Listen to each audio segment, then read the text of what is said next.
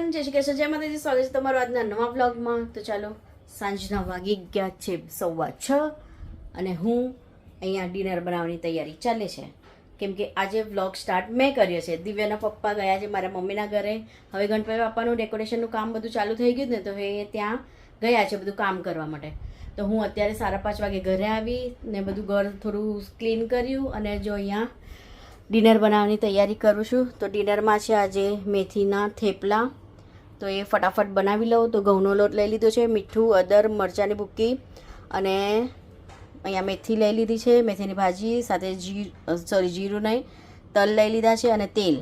આ બધું મિક્સ કરીને આપણે મસ્ત થેપલાનો લોટ બાંધી લઈએ ને પછી આપણે ગરમા ગરમ થેપલા બનાવીએ. રાતનું ડિનર છે આજે થેપલા ચા.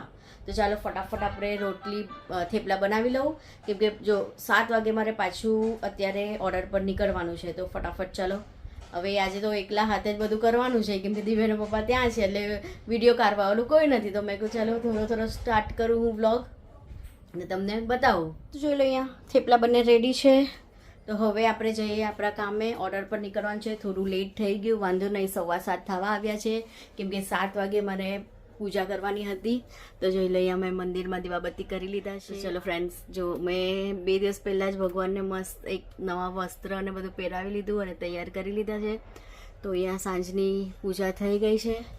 તો હવે આપણે કામે જઈએ. પછી ઓર્ડર પરથી આવું લગભગ તો 8:30 સુધી આવી જઈશ. બાજુની જ ગલીમાં મારે ઓર્ડર પર જવાનું છે. તો ફટાફટ ઓર્ડરથી આવું પછી આપણે ગરમા ગરમ ચા બનાવીએ. ચા બનાવીને પછી દિવ્યના પપ્પાને ફોન કરું. તો એ તો મમ્મીના જ ઘરે છે એટલે વાંધો નહીં.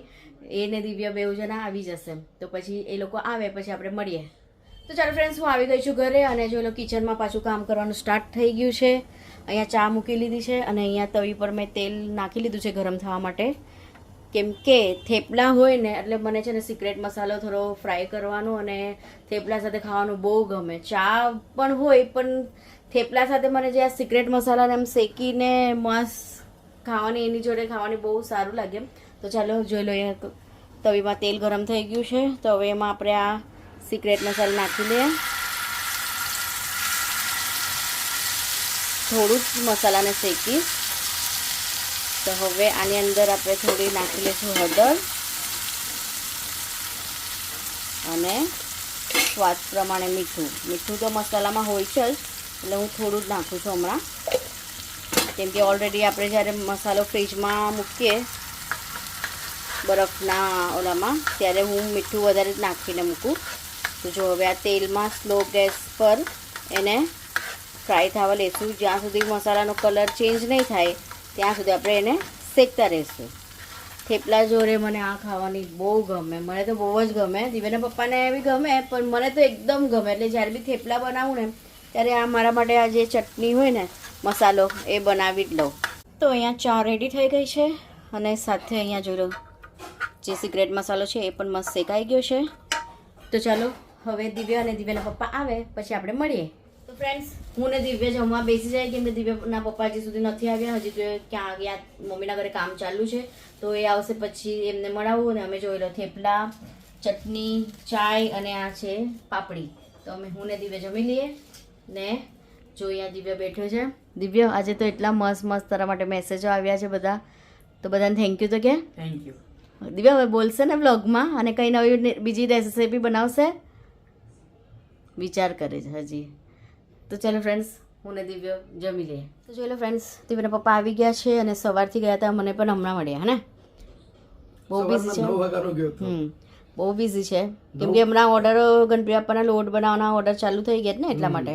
તો હવે તો થોડા દિવસ એમ જ રહેશે. જ્યાં સુધી ઓર્ડર હોય ને એટલે કમ્પ્લીટ કરવા જ પડે. બરાબર.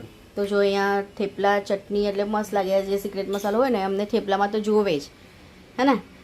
સિક્રેટ મસાલો આવી રીતના તમે ફ્રાય કરી લો તો તમને આરામથી આ સિક્રેટ મસાલાને ફ્રાય કરી લઈએ ને તો 8-10 દિવસ તો રહી. એમાં કઈ સ્મેલ નહીં આવે પણ ફ્રીજમાં મૂકવાનું તો સરસ રહે હે ને. કેમ કે આ આપણે ટ્રાવેલિંગમાં જઈએ ને તો આ ચટણી એટલે સિક્રેટ મસાલો એમ ને થેપલા અમે શેકી બધું બેવ લઈને જાય ને તો બહુ મસ્ત લાગે. તો ચાલો હવે વિડીયો તો બહુ નાનો જ થયો છે, એટલો વિડીયો બન્યો નથી. તો આપણે વિચાર છે કાલે સવારના. તો વેરી ગુડ મોર્નિંગ મિત્રો.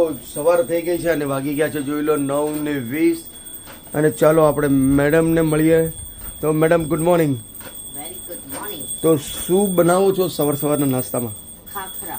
જો આ થેપલા રાતના બચ્યા હતા, હમ. હવે એને ખાખરા બનાવી તો લેવાનું. જોઈ લો, થેપલાના બની ગયા છે ખાખરા. અહીંયા છે ફર્સ્ટ ક્લાસ ચા. તો આ મસ્ત લાગે એમ કડક કડક ખાખરા બનાવીએ ને તો જો બરાબર. હવે આ ખાખરા રેડી છે, કેટલા મસ્ત ક્રિસ્પી થઈ ગયા છે ને. ક્રિસ્પી એકદમ. હવે અમે ખાખરા પર આવી રીતના બનાવીને ખાઈએ. મસ્ત આપણા ઘરનું બનાવેલું દેશ શુદ્ધ ઘી. અને આ છે ખાખરાનો મસાલો.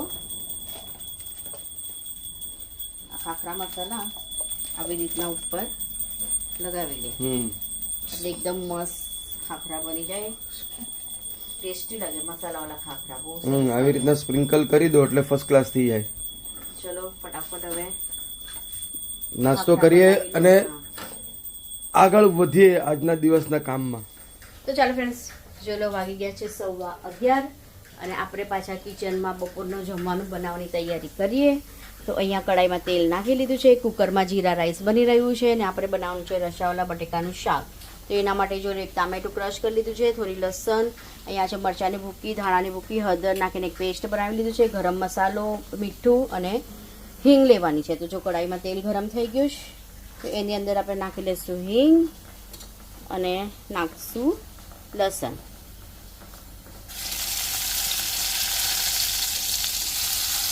તો આજે તો એકલા જ હાથે બધું કરવાનું છે કેમ કે દિવ્યાના પપ્પા ગયા છે લાલબાગ અને આજ તો સવારથી ફૂલ વરસાદ છે ફ્રેન્ડ, એકદમ વરસાદ જોરો શોરોમાં છે.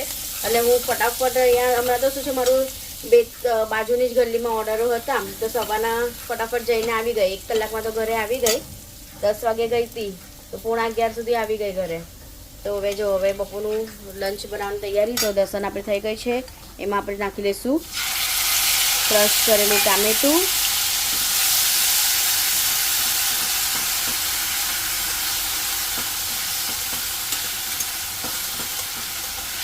તો બસ હવે 1-2 મિનિટ આને ટામેટાને પણ એમ થોડું તેલમાં ફ્રાય કરી લઈશું, મતલબ ગ્રેવીને.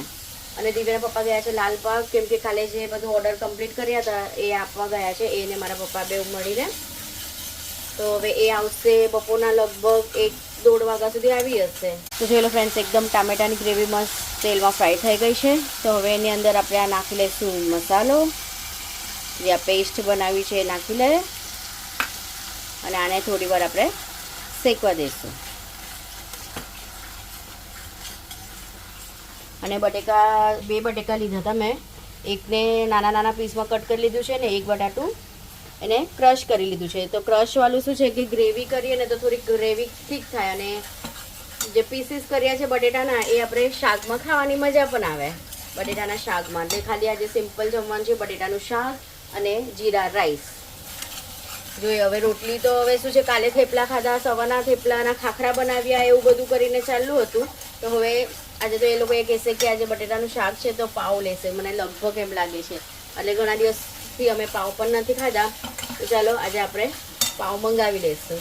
તો જોઈએ આ મસાલો મસ્ત શેકાય છે, મસાલામાંથી તેલ છૂટે તો આપણે બધું બટેકાને બધું નાખીએ. ઇઝી રેસિપી હોય એટલે બટેટાનું શાક કે કંઈ બનાવો ને એટલે ઝટપટ બની જાય. તો આની અંદર જ આપણે નાખી દઈશું સ્વાદ પ્રમાણે મીઠું,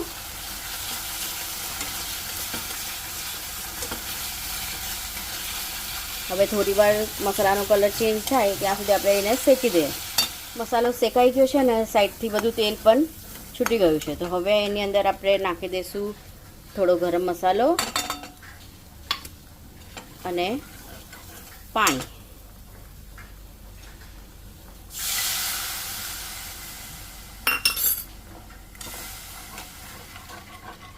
હવે આપણે એક બોઇલ આવે પછી એમાં આપણે નાખીએ બટેકા. તો થોડું 1 વાટકો હજી પાણી નાખી લઉં. તો અહીંયા ગ્રેવીમાં બોઇલ આવવાનું સ્ટાર્ટ થઈ ગયું છે. તો હવે એમાં આપણે નાખી દઈશું બટેકા અને એકદમ સારી રીતના મિક્સ કરી લે. બસ હવે 5 મિનિટ આને બોઇલ થવા દઈશું તો આપણું શાક બને રેડી.